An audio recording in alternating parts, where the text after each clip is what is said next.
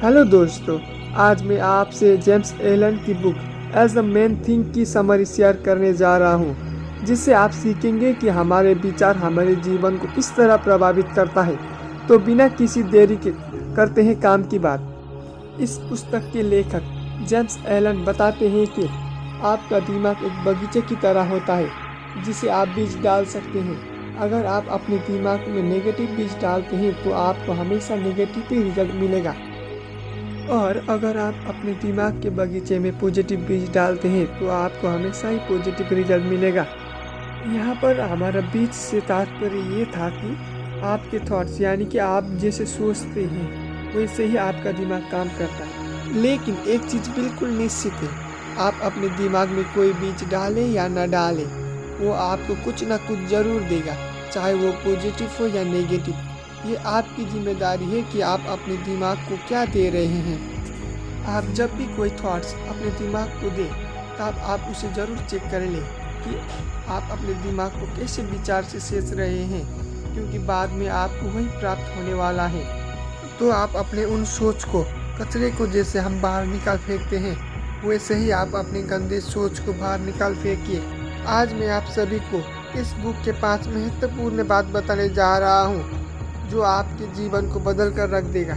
इस 5 महत्वपूर्ण थॉट्स को अपनी ज़िंदगी में अगर आप अनुसरण करते हैं तो आप अपनी ज़िंदगी में वो सब कुछ पा लेंगे जो आप पाना चाहते हैं। तो पहला महत्वपूर्ण थॉट्स है परिस्थितियों पर विचारों का प्रभाव। इस बुक के लेखक जेम्स एलन हमें ये दिखाते हैं कि आज आप अपनी ज़िंदगी में जो कुछ भी हैं और जिस भी स्थिति में आप हैं, उसके लिए जिम्मेदार आपके थॉट्स और आपके विचार ही हैं। इसलिए आप अपने विचारों को बदलिए, स्थिति अपने आप बदल जाएंगी।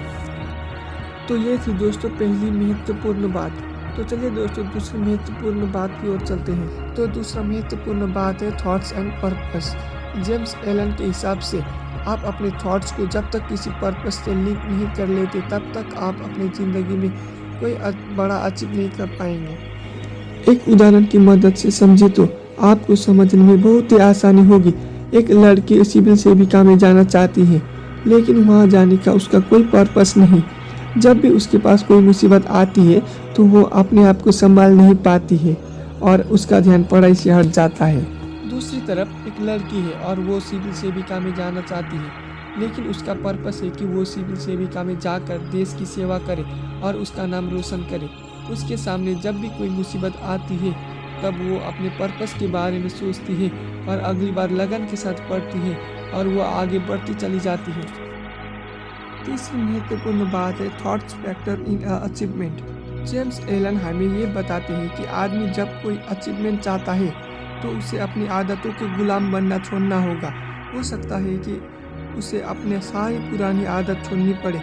अगर वो अपनी ज़िंदगी में कुछ पाना चाहता है, पूरे नहीं तो कुछ आदतें तो छोड़नी ही पड़ेगी। अगर कोई आदमी बड़ा आदमी बनना चाहता है और अगर वो उससे पहले ही ये सोचने लगता है कि वो महंगी गाड़ियों में घूमेगा, लड़कियों से मिलेगा, 5 स्टार होटल में खाना खाएगा, तो वो कभी भी बड़ा आदमी नहीं बन पाएगा, क्योंकि वो अपने बिजनेस के बारे में साफ साफ सोच नहीं पाएगा। इस बुक की चौथी महत्वपूर्ण बात है विजन एंड आइडियाज। मेरे हिसाब से ये पुस्तक की सबसे महत्वपूर्ण कड़ी। जेम्स एलन बोलते हैं हर किसी की बड़ी अचीवमेंट शुरू होती है किसी न किसी के सपने में। इंसान को चांद तक पहुंचना भी एक सपना ही था जब तक वो सच नहीं बन गया।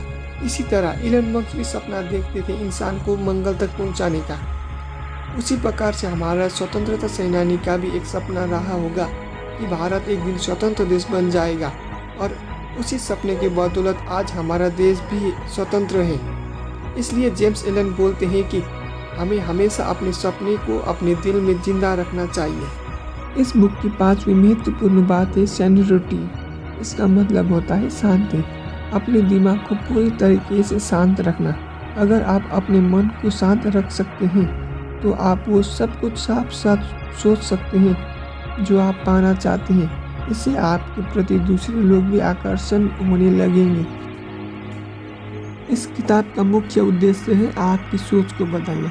आपके विचार ही आपके जीवन का निर्माण करती है। लेखक ने इस किताब में बताया है, यदि आप अपने प्रति नकारात्मक विचार बनाते हैं तो आपका जीवन नकारात्मक परिस्थितियों से भर जाएगा और अगर आप अपने प्रति सकारात्मक सोच बनाते हैं तो आपका जीवन सकारात्मक परिस्थितियों से भर जाएगा।